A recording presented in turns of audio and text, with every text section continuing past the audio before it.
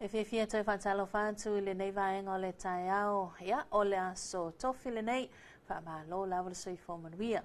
E le tain tununga malamanatu, ia, ua, a mata fo inga adwenga matiu te whai, ia, o le nei aso mai se wa onga nai whanau.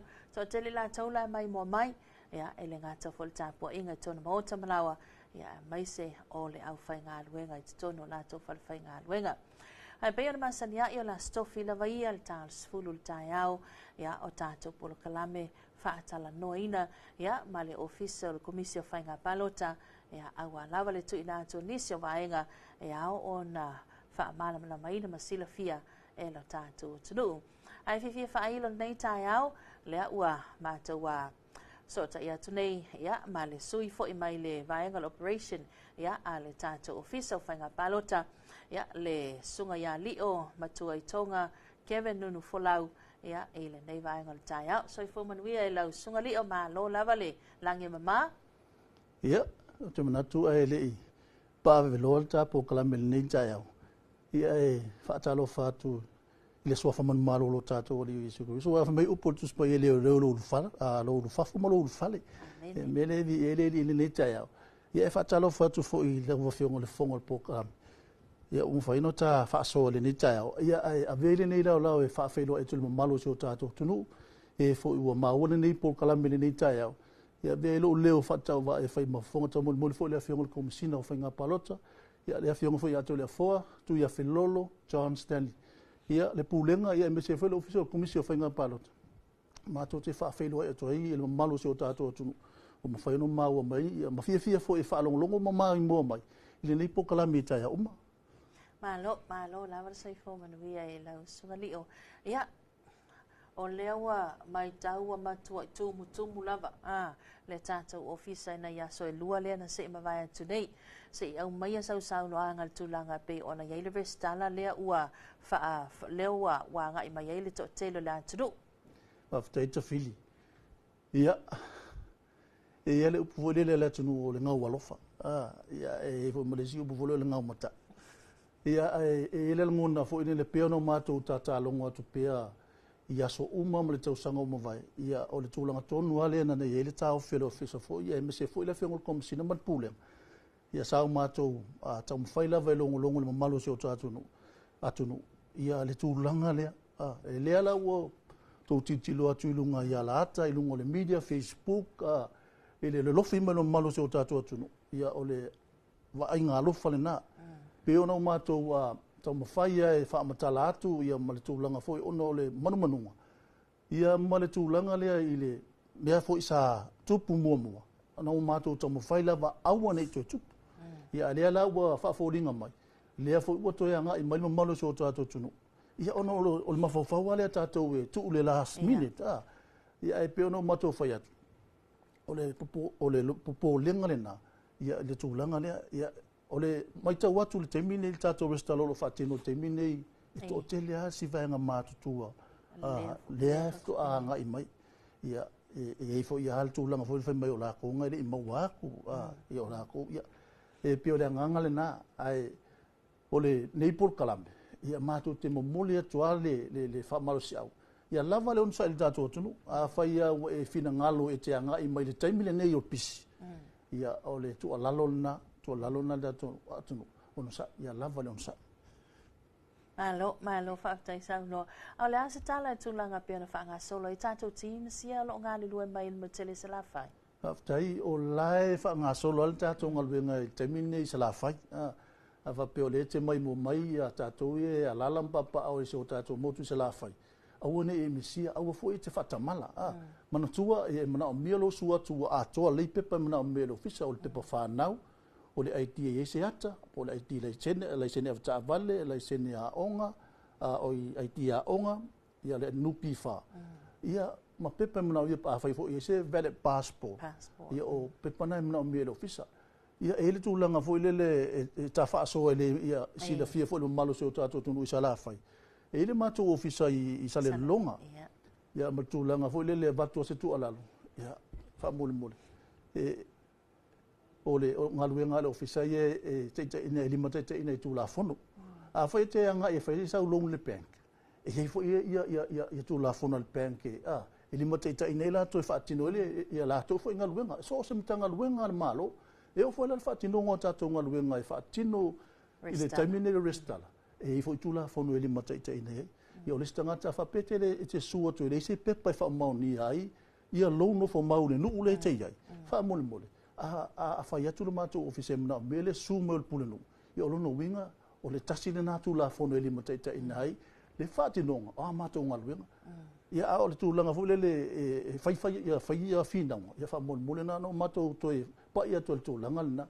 La o mai na ta oto au lape o mo ta oto le tūlanga whaatinonga mātou ngā luenga. E leo se ngā luenga ana mātou, o ngā luenga mō tātou uma. Tātou te ngā lulu whaatasi. O le pito la olo mai, o le pito la aulai, o olo atu mātou. Ia tātou tau whai olo. Ia tūla e mele se tūlanga mautonu ia male leo le tātou restala. Pio le ngangal na le ofisa ai whaamarulu atu. Ai whina ai whapeo le te whaafonga mai mōma e mata mai le pokalame le tai au ni. Ia o lau nātu alalo whaamole. Alu anga ele me lo fatino nga luenga le ofisa ma ave ma pepe na me le ofisa ia se tu alalo fo i tato suinu suita mai tai fa mol ia lo fangia ene nga luenga le ofisa le se me ma to te mo faia pe atato le nga lu fata se wa o ma to tino le malo o to fo to tino le malo ina mo fai ona tau nu ia le restala fo ia ma tato fa se filifilinga le la tau sanga ia file mu ia ma sa lo to fo vane malo to fa fil malo sa no ole tūlanga lea i le resitala ina o suafa matai. Pe a whai o au lea o tele i le stala lea o le a o wanga i atu e whai lau restala e a ai tolu o suafa matai. Po suatita inga. E a leo o filifili o le a whaonga i le suafa lea la pai. E a whawhiala o te alua tua uia waku. Ia ngale kusia kua lalo o suafa matai. Whaamole la sunga lio. Whaftai mon whafsili. Ia matau lia e vole. E halu al process a whapeo oele e sua whamatai. Ia awa fia whani tau sanga ia e le i restala ina lo matai. O lona wing. E te tau ona restala lo matai lia e te whina ngalo e whaonga. Ia e restala la i le office of Amisinonga. E le ol mato office o mato o le restala ina o tangata mō le whainga pālota. E le restala mō matai. O lona winga. A whapea la le e te whafonga mai e le i restala ina lo matai.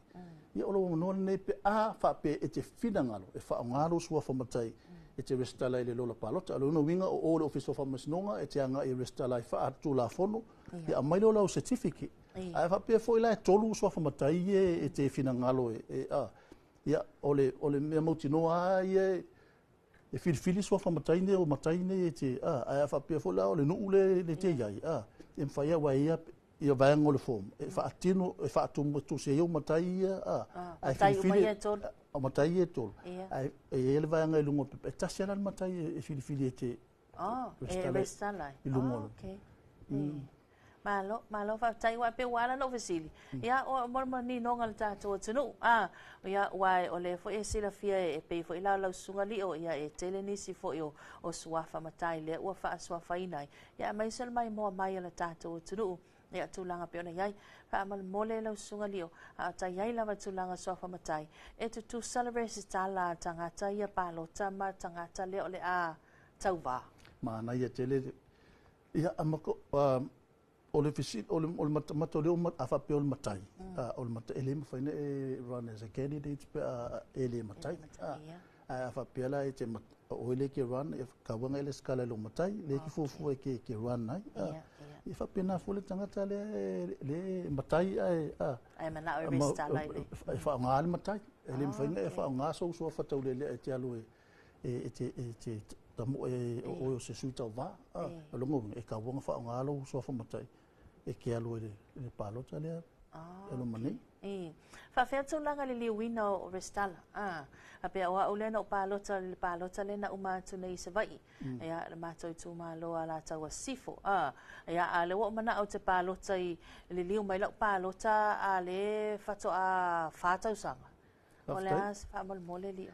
Ia, o le kaimini ngei. Ia, e whailoa tulu malasu o tātou tūno. E le to iese le liu. O lona winga. O le restala fo malava. Mea fo ina le mātou te tu alalo atu, matu tu yatu tūlanga o pepa mna o mie te tauona o mai uma.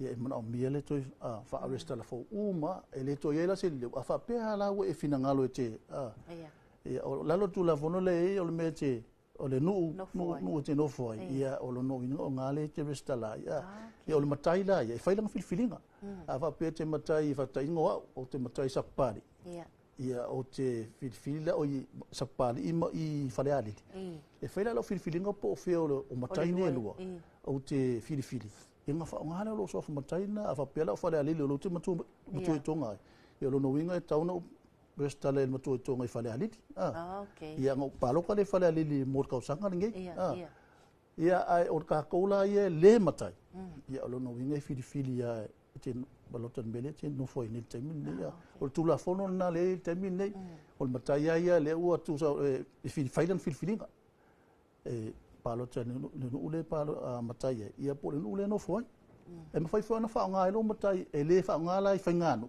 e me fai nga fa alo lo matai le fa nga la le resident malo fa tai sa no a lio ia ole i anga i esele le lausa no anga tulanga le ole no to tele matou mai se vai ia le ua maua nei fasi fanua fo ia i nei e nofo a onga aima whainga luenga aima wha onga nei nei whanau e whawhewhea ona tali toluina o a uleo mana o te pālota le no uleo te nofo ai o a mea mo o mia le tau ofisa mo le whaatina ina la restala Aftaita fili ia ole o pepane mana o mea e whamaoni e ia o ele o pete o vai tele ia ole pepa o lo whanua le alulungo oe le alulu suafa ia ole pili o le vai ole pili o le vai ia whaatase wae ole pule nuu ole nuu lea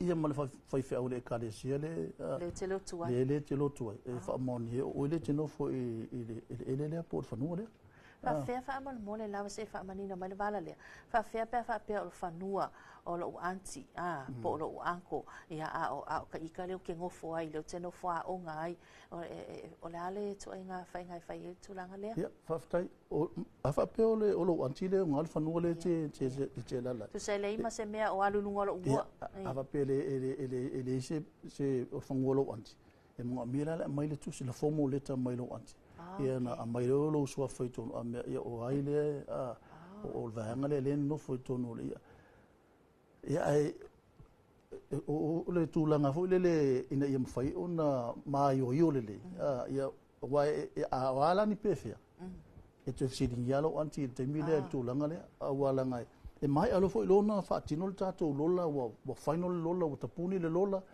ia e ila le te mile avato e fo i tu ave tu i no tu e to sila ia tato ia na se po ka kai o kai e o ka mongi ia o kulanga nga pe o vaenga ia o le mana o mato officer ina ele o se su e vale ia le nga pe no foi atu o le tu langa le officer e tu la fono e mato te multa ia ina ia manino fo malam lamo tatu tanga te le tulanga le le fa prosesu so vale lo fis ma be se tatu manatu ina manatu tatu anga i me tatu te restala ina i mafai ona matu mai atu ile tatu pe tapuni fol tatu lo au ma mongo le fa ile na o mil tatu o le temin nei o la wa yelenga nga fi fole ia e foi mbale nga vole le o matutanga o vai alo fatu no malo so tatu tu ona le nga le na nga le sa mato mana o awone i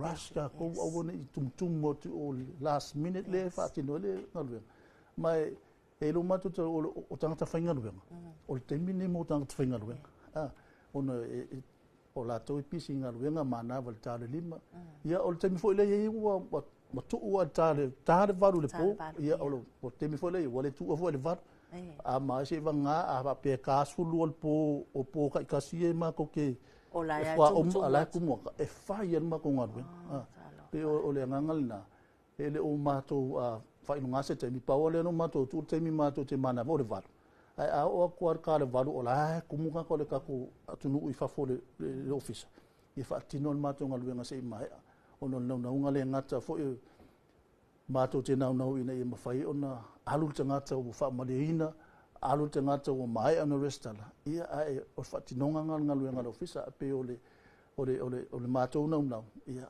awa tō te pole pāua le mātou tu alalo ia lava le tō unsa ia lava le tō unsa le ana mātou pespesi atu le lumana ile tuana ia o ngi ka ko pe wa so noa if you know tau vala au le yango mai ia le ala ua makango mai ia la sauli lolo le la sauli lolo malo fa aftai e fia foi le fa salanga o le tangata le resta e wa lo ia to ele se vai ia o tala fia vai matangi mai ia manku ele se kula fongo voi ngale pula ka ika pe ke le skala se fa manina mai le vala le fa mole dia me se lu e pa il tu langa le no to e fa pula to langa langa tato pe se o pula le ia tatau le pila le to mul me a mato a batula mato fa sa longa fa me o le ia kaunga tangata e no to se pa pula ile tu langa o pula le ia tau e lu vai nga taua ye o le ia mare tatau o lo no winga o le ufa matalanga ia la ufa matalanga o pulo le ia tau o lo so tanga le upulo le tatau o le tangata o tarpe o le tangata o tare tatau atu fa atasila vanga ia tau i lau fa winga o la waia o oele wa kakau o le tangata o fa ilunga ina o oele tangata nu Samoa o oele tangata te sawe fai filinga langa le fa me por kuspai no oilo manava le manava o rutina o longa winga o kako uma nga pele ka sau kakau pe malu pe kakau pele ka o uma tofi o lang fa mo la ko kofi o le tunu sa mo uma tofi bela nga u fia fa pula ka ko malu so ta tu o le winga moni na o pula o le yata o lo so ta ile fa nga fili nga sa mo o longa winga o uma nga kofi o longa o mai o le kiki e ke o le lu furkas wa makalonga ai ngong fam popula ko pengale upulo ia taulanga de pese atato e fa mai longa langa ia ka no e lo le minga tau o upu aia o lo so kanga tatau o le mo fa longa oi e kai pe fa upu ia kai fa longa ele au kelisian o mo na fa longa hina oi o tangata de ia pe fa penga se molingo ko mato fe au ina ia malam lama awale avese upulo le ia tau ai e kango ku foi ko ngololo e tau oi me nga le mo ke pese e taua oe e taua lo leo e taua lo sao o va ele sao ke le skala e sao e fai kala mai ku se vangele fa fonga le ko ele kaua oe asia la nga ma fo ma si va ngale fa fo ai o ku langa pe e sao ngo e kaua yo le o ku langa le ma ko ke ka mo fai pe lava e pe ngo ve ko ria ka ki fa so ka u ai ku langa vo aore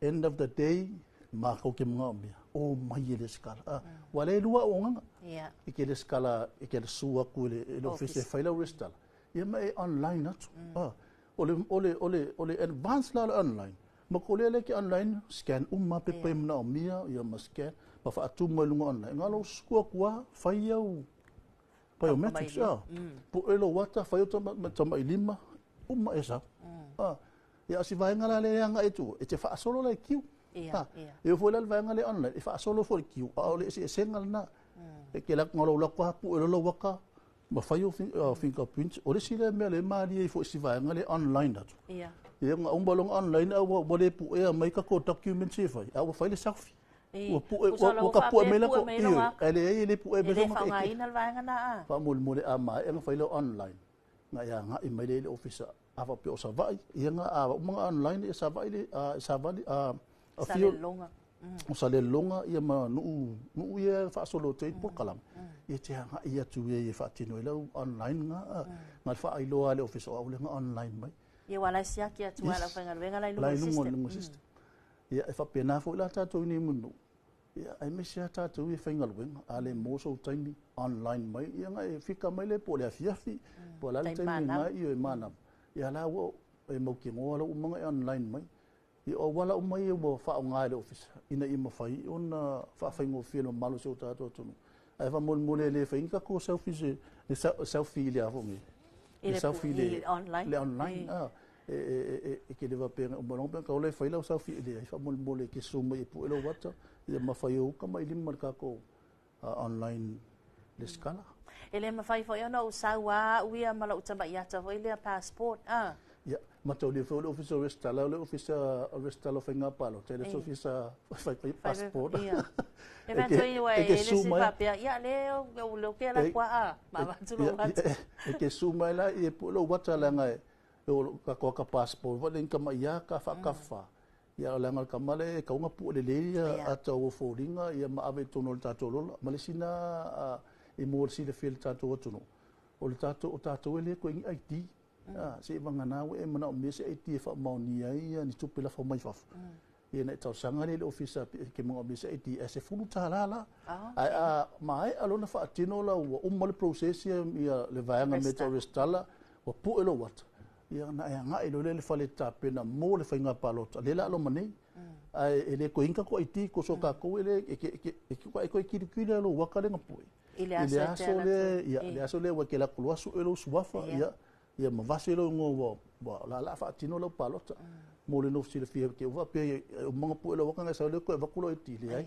a ma e lo nga fa tino mo ku la ngo le skala ia nga ilo le fale malo fa tai to ta silava la usili fa mo le ali o manu ma wal tai fa fea ia ona o lea ua ele o toi nā malaina tulanga pe ona iai e mana tu fo i o se taimi le ua fa vave matu umai ai luma ia le whaatino ina o le tātou whainga palota ona o le tulanga o e nei fa fea la i la tau ia whanau ia sa ua mai ona whaile restala va pia e o atu ia mati a perilo le tausanga fou ua atoa la tau lua sutas lea ua already complete le lato restala.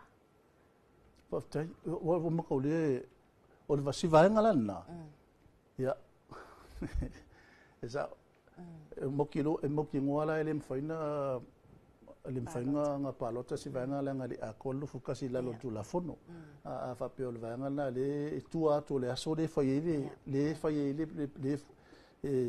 fa sala mo la fatino tato palota ya. Mane fo ya to yang i mele office FCD office ai le tu langal na ya ele mfaina palota le vaenga na le ngali a tolu futas.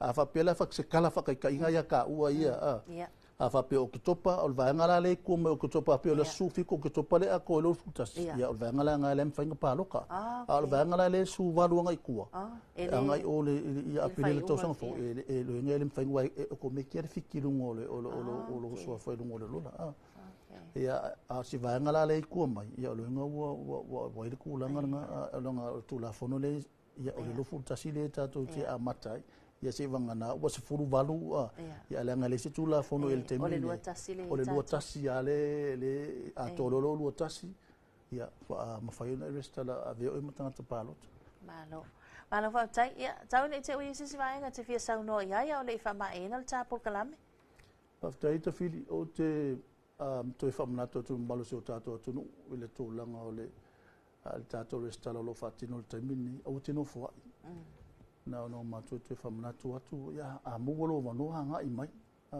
ya fa ngai fo foi online time nei ya e fa tino la restala ya ba mai foi pe mana mia ta to motu sala fai ya na wanga ya tu ya team status e fa tino le wa o ngai fo tasi le fa tino na lu ngal time nei ya na no matu te famna fa mo ya fa ngai fo vano e tau fio lolo pe o po ia au tatou sala fai si mau ole ia fa pe la tatou le ala lampa pa o le tuatani e o vasingano le ala taua sa lenga nga i palau e fai si mau no le nga i sale longa e o le no le mo tama matua ia tina fo ia matu pulanga au tatou tino fo au me matu tino mia ia ato tatou o fo i pule no masu te mai tatou nga lu fatas ia se tau tuana ia ngā luenga ngolo whaatino atu ele ofisa.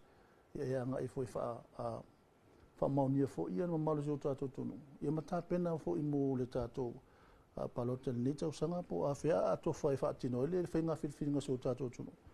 Ia ma tātou tu i le atua, ma talo i le atua. Ia mai se while mui o tātou tangata. Ia whai ele whiriwhiringa tangata ia. Ia lana ia tau le na tātal noa ele ni tai au. Ia e mo le mamalo se o tātou tunu, ia lava pelon sa. Tātou ia nga i mai pia, ia lava pelon sa. Lea nga i le te lese ofisa.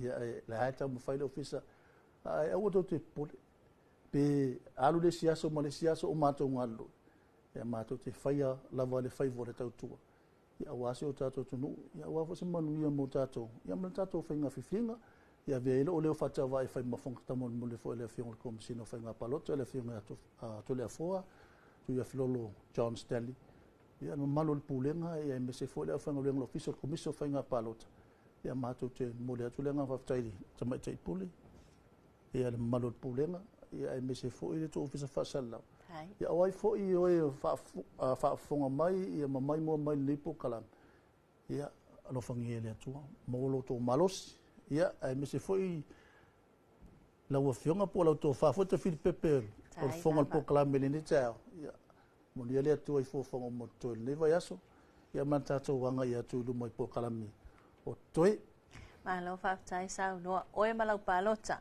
lea ua tau anunga atu e pe ona sau noa ia le sunga ia li o matua i tonga kewe nunu folau ia o le sui fo i mai le tātou ofisa komisio whainga palota ia e pe ona iai le tātou por kalame o oe malau palota e le nei fo i vai aso. So so popongo tātou por kalame tai masani le astofian vai aso fo anga lei fo i le lii ia ele a fionga le komsina ia mai se fo i o mamalu malunga le ofisa nga luenga pe ona fita i tunga ia le neiva yaso ia mai se lauto va mai la tatu tunu anga leile li me uma manuia tele nei yaso ia maona nga luenga to fa se fo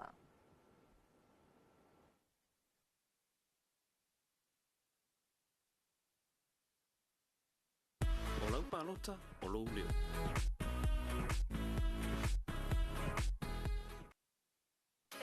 Ua oi. Olo tiuti. Alo pai lo atunu Samoa. Ai nau i lau tali. Man lo lumana. Whaataua e wanoa. Sau